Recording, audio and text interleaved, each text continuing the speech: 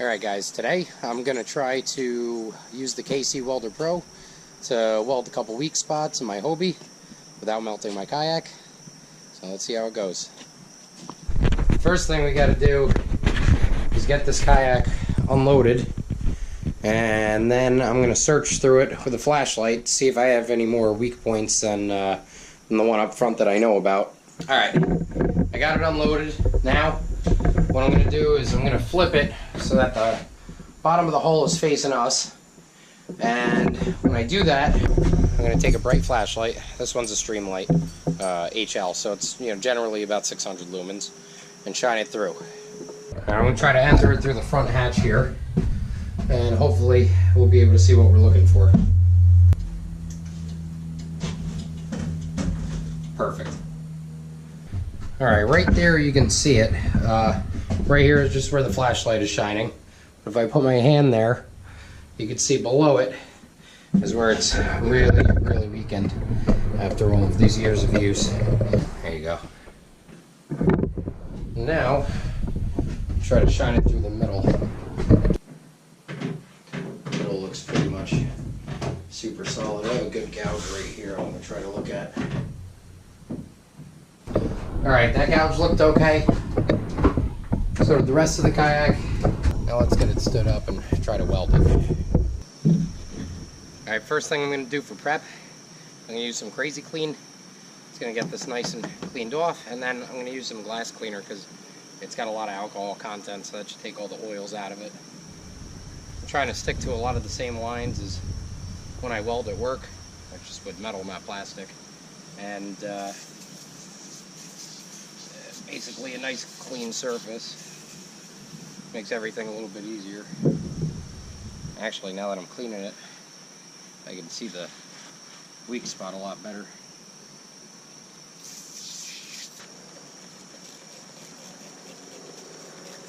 Now I've got a nice clean prep surface. I'm going to hook up the welder. The reason I'm doing this video really is because I can't find a good enough video out there to teach me how to use it.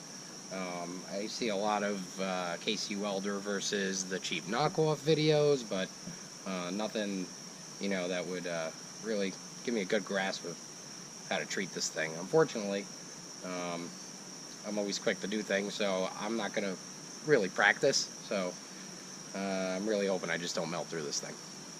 Alright, here we have the KC Welder Pro. This thing's about $70, give or take a couple bucks online, depending on where you get it from. You can get it with the Hobie colors, which was perfect because I have bright, you can see me yellow. Now the concept with it seems pretty simple. You take your plastic, you're going to feed it through as you're welding. And it's going to pop out of the end. It's got a little piece here that looks like it's for smoothing it. And like I said, I'm going to try to treat it the same as I do when I weld at work. And I want to get the plastic, maybe not equally as hot, but definitely warm enough so it's going to mix with this plastic. And I don't know what kind of motions I'm going to try or anything like that. I really can't find any help. So we're just going to get to it. Alright, the one thing I can tell you that's annoying already from the get-go is that there's no power switch on this. You basically plug it in, it's on, it starts to heat up, and that's it. So make sure you unplug this thing after you use it every time. And definitely put this in a spot where it can cool down before you put it down on any surfaces. It's going to melt through or light on fire. So I think what I'm going to do first is I'm going to brush up some of these scratches in here just to see how quickly it melts the plastic, especially thin plastic like that. Okay, it heats and melts the plastic very fast. And I just want to get out all these tiny little burrs.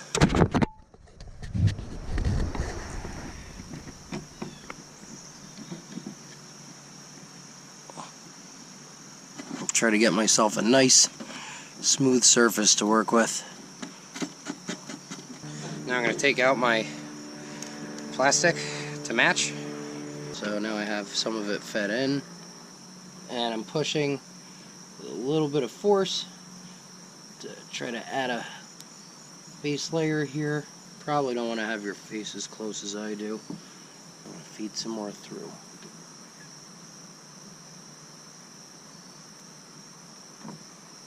And I'm going to continue Going around the edges. I'll put my plastic down, and I'm going to keep heating and flattening.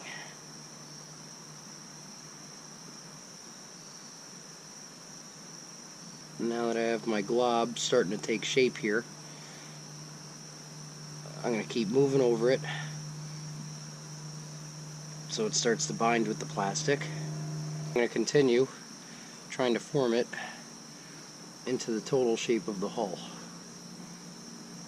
One major difference I could tell you between MIG welding and this is that this you're kind of letting the plastic cool down and then heat it back up a little bit so you can keep moving it, because if you get it all too heated it puddles and pools too easy. Alright, we're going to flip this thing over now, do the same light test, and check out the results.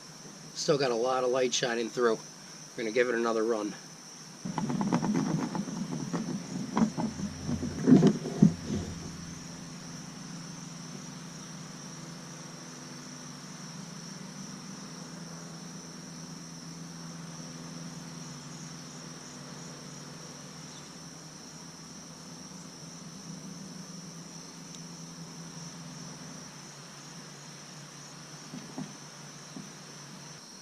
I'm trying a different method here.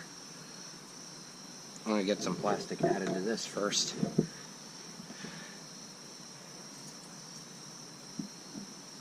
Well, that's a much better method.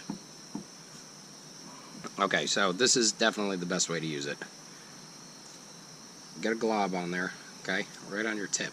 Just a little one. Find your low spot. Rub it right onto that low spot. Alright, we're treating it more like soldering than welding. Much better. My flashlight died in there, but just from feeling it I could tell that I got a nice big patch basically welded onto there. So here's some of my takeaways from this. First off, when you're using it, don't put the plastic through the hole like you would expect you're supposed to. I mean, you are supposed to, but that's not the way that it works best. Put a little bit onto the tip, smooth it in, and you'll get rid of those big blobs that you're going to be shoving through with that. The other thing too is when you do it that way, you don't have to have the welder on the kayak for so long, so you have a lot less of a risk of melting it.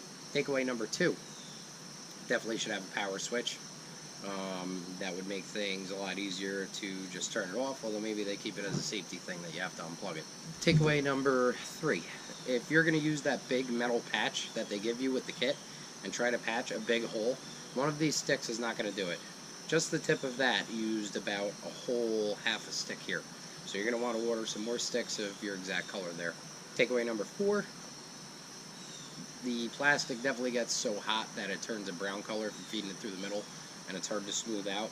Maybe I'd have better luck if I just burnt it onto the end like I did at the original point there, but it did turn the tip of my kayak kind of ugly colored, but luckily the rest of the thing's all scratched up, so it doesn't matter anyway. Alright, so overall, is it worth the $71 for the KC Welder Pro? Definitely, because otherwise I'd be taking a trip out to Three Bells Outfitters and having them use it, or me use it to fix the hull. Obviously not getting a warranty repair on a 2013. And a hull for this, I don't even know how much a hull is. Someone can educate me in the comments if you want on how much a hull is. I'd also bet if you had to use this thing multiple times, you'd probably get really, really good with it, and as long as you had enough stick, you'd have a good chance of patching a really big hole, a really big crack. So, you know, if you have a crack or a weak spot or a hole, hopefully this helped you out. Thanks for watching. As always, please like, comment, and subscribe.